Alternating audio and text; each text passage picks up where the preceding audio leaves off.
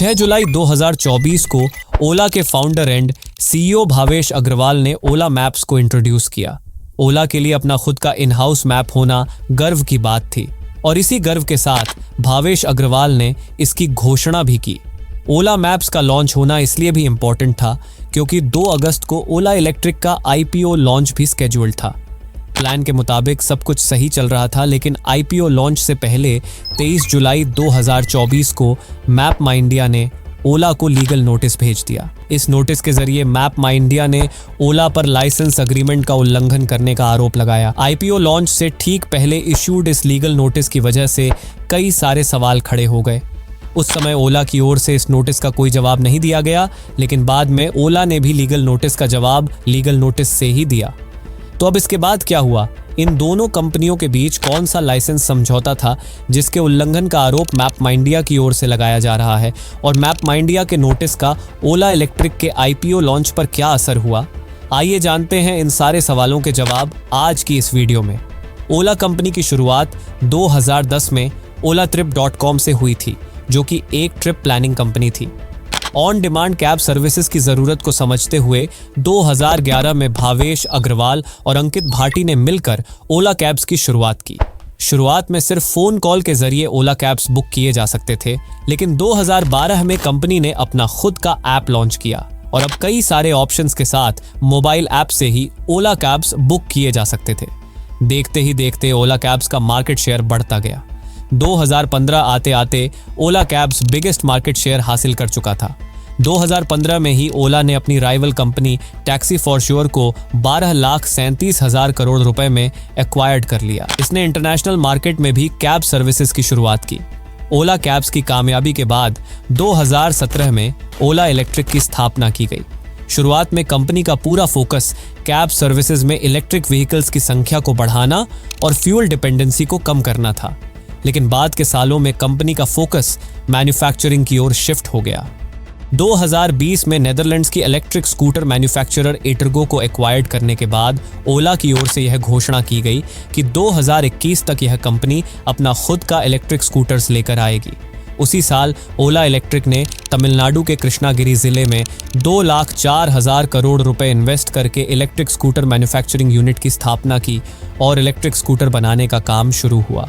दिसंबर 2021 में S1 and S1 Pro models के साथ ही ओला इलेक्ट्रिक के बाइक्स मार्केट में आने लगे। ओला बाइक्स के फीचर्स और आफ्टर सेल सर्विस पर कई सवाल भी उठते रहे, लेकिन कंपनी आगे बढ़ती रही। 2024 में ओला कंपनी में कई ब्रेक थ्रू देखने को मिले। अप्रैल महीने में ओला ने इंटरनेशनल मार्केट से अपना बिजनेस समेट लिया। मई 2024 में ओला ने माइक्रोसॉफ्ट एज्योर के साथ डील खत्म करते हुए अपने खुद के क्लाउड प्लेटफॉर्म कृत्रिम को लॉन्च किया। जुलाई महीने में ओला ने गूगल मैप्स के साथ भी अपना डील खत्म किया और अपना in house mapping tool Ola maps को इंट्रोड्यूस किया। मैप माई इंडिया के साथ इसके विवाद की शुरुआत भी यहीं से हुई। जुलाई महीने में ओला ने ओला इलेक्ट्रिक के आईपीओ लॉन्च की घोषणा की और अगस्त महीने में ओला कैब्स का नाम बदलकर ओला कंज्यूमर कर दिया। ओला इलेक्ट्रिक के आईपीओ लॉन्च से लगभग एक हफ्ते पहले मैप माई इंडिया ने लाइसेंस अग्रीमेंट का उल्लंघन का आरोप लगाते हुए ओला को एक लीगल नोटिस भेजा। मैप माई इंडिया और ओला के बीच ऐसा कौन सा अग्रीमेंट था जिसके उल्लंघन का आरोप मैप माई इंडिया ने ओला पर लगाया? ओला को यह नोटिस CE इन्फो सिस्टम्स की ओर से मिला है, जो कि मैप माई इंडिया की पेरेंट कंपनी है। इस कंपनी की शुरुआत 1995 में राकेश वर्मा और रश्मि वर्मा ने की थी। यह कंपनी इंडिया का डिटेल्ड मैप्स प्रोवाइड कराती है। इसके अलावा GPS tracking and navigation, real time traffic updates, location based search and directory services जैसी सुविधाएं भी इस कंपनी की ओर से मिलती है। अब ये जो सारी सुविधाएं मैप माई इंडिया की ओर से ऑफर की जा रही है, कैब सर्विसेज में होने की वजह से ओला को इन सब की जरूरत होती है। जहां जरूरत है वहां रिश्ता है, तो इस जरूरत को देखते हुए 2015 में इन दोनों कंपनियों के बीच एक अग्रीमेंट हुआ। इस डील के तहत ओला को अपने नेविगेशन सर्विसेज के लिए मैप माई इंडिया के मैपिंग डेटा का उपयोग करने के लिए लाइसेंस मिल गया। इसके बाद 2020 में जब ओला इलेक्ट्रिक स्कूटर लाने की तैयारी कर रहा था, तब 2021 में ओला ने मैप माई इंडिया के API यानी एप्लीकेशन प्रोग्रामिंग इंटरफेस और SDK यानी सॉफ्टवेयर डेवलपमेंट किट्स का लाइसेंस हासिल कर लिया। इसे हासिल करने के लिए दोनों कंपनियों के बीच एक नया अग्रीमेंट किया गया। इस अग्रीमेंट के बाद ओला ने अपने स्कूटर में मैप माई इंडिया का उपयोग करना शुरू कर दिया, लेकिन इस अग्रीमेंट में कुछ रिस्ट्रिक्शंस भी इंक्लूड किए गए थे। इस अग्रीमेंट में यह साफ तौर पर लिखा हुआ था कि ओला मैप माई इंडिया के लाइसेंस्ड प्रोडक्ट को किसी भी दूसरे कंपीटिंग प्रोडक्ट के साथ नहीं मिलाएगा। इसके अलावा मैप माई इंडिया में उपयोग की गई टेक्नोलॉजी पर किसी भी तरह का रिवर्स इंजीनियरिंग करके कोई नया प्रोडक्ट नहीं बनाया जाएगा और मैप माई इंडिया के सोर्स कोड को भी एक्सट्रैक्ट या कॉपी करने की कोशिश नहीं की जाएगी। अग्रीमेंट में यह भी मेंशन था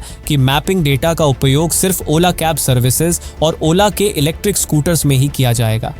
अग्रीमेंट दोनों पार्टी की सहमति से तैयार किया गया था, इसलिए यह डील कुछ महीने पहले तक स्मूथली चलता रहा, पर ओला मैप्स के इंट्रोडक्शन के साथ ही यह अग्रीमेंट कानूनी लड़ाई में बदल गया। ओला को भेजे अपने नोटिस में मैप माई इंडिया ने उसके ऊपर कई आरोप लगाए। सबसे पहला आरोप लाइसेंसिंग अग्रीमेंट का उल्लंघन का था। मैप माई इंडिया के दावे के अनुसार इनके अग्रीमेंट में को-मिंगलिंग एंड रिवर्स इंजीनियरिंग नहीं करने की कंडीशन मौजूद थी, लेकिन ओला ने ओला मैप्स डेवलप करने के लिए को-मिंगलिंग एंड रिवर्स इंजीनियरिंग करके अपना नया प्रोडक्ट तैयार कर लिया। मैप माई इंडिया ने ओला पर यह भी आरोप लगाया है कि ओला ने ओला मैप्स डेवलप करने के लिए मैप माई इंडिया के एप्लीकेशन प्रोग्रामिंग इंटरफेस, API और सॉफ्टवेयर डेवलपमेंट किट्स SDK का डुप्लीकेट तैयार कर लिया है। इसके अलावा ओला ने मैप माई इंडिया के क्लाइंट के एक्सक्लूसिव डेटा को भी कॉपी करके ओला मैप्स में उपयोग किया है। अंत में मैप माई इंडिया ने ओला पर यह भी आरोप लगाया कि ओला ने कमर्शियल गेन्स के लिए अग्रीमेंट के कॉन्फिडेंशियल इन्फॉर्मेशन का भी मिसयूज किया है।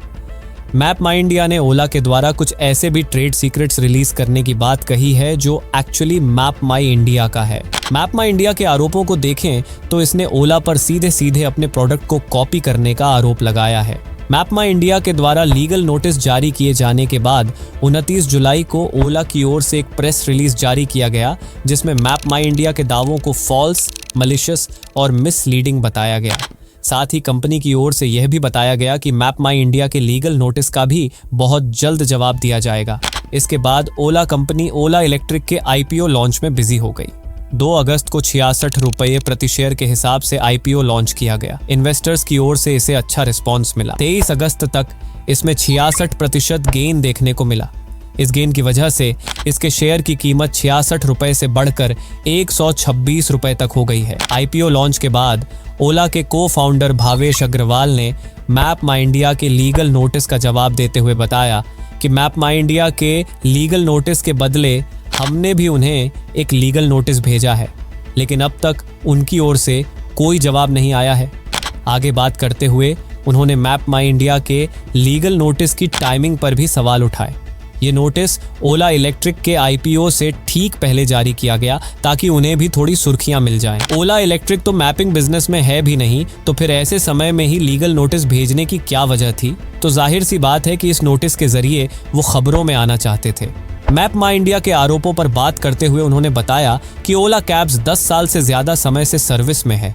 इतने लंबे समय के दौरान हमें अपने राइड शेयरिंग ऑपरेशन से ही इतना अधिक डेटा मिल चुका है कि हमें किसी और से डेटा कॉपी करने की जरूरत ही नहीं है। इसके अलावा हमने publicly available open street map data का भी उपयोग किया है। रिवर्स इंजीनियरिंग के आरोप पर उन्होंने कहा कि ओला मैप्स जियोस्पॉक PVT LTD के द्वारा डेवलप किया गया है, जो कि ओला की पेरेंट कंपनी ANI टेक्नोलॉजीज का ही हिस्सा है। मैप माई इंडिया ने लीगल नोटिस के जरिए ओला पर आरोप लगाया।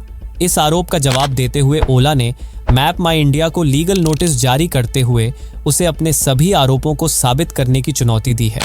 लेकिन ओला के नोटिस के बाद मैप माई इंडिया की ओर से कोई अपडेट नहीं आया है। अब देखना यह है कि आगे इन दोनों की लड़ाई कहां तक जाती है। तो आज की इस वीडियो में बस इतना ही। उम्मीद है आपको हमारी ये वीडियो पसंद आई होगी। अगर हाँ तो इसे लाइक करें, अपने दोस्तों के साथ शेयर करें और ऐसी और भी वीडियो देखते रहने के लिए हमारे चैनल को सब्सक्राइब जरूर करें। Thanks for watching.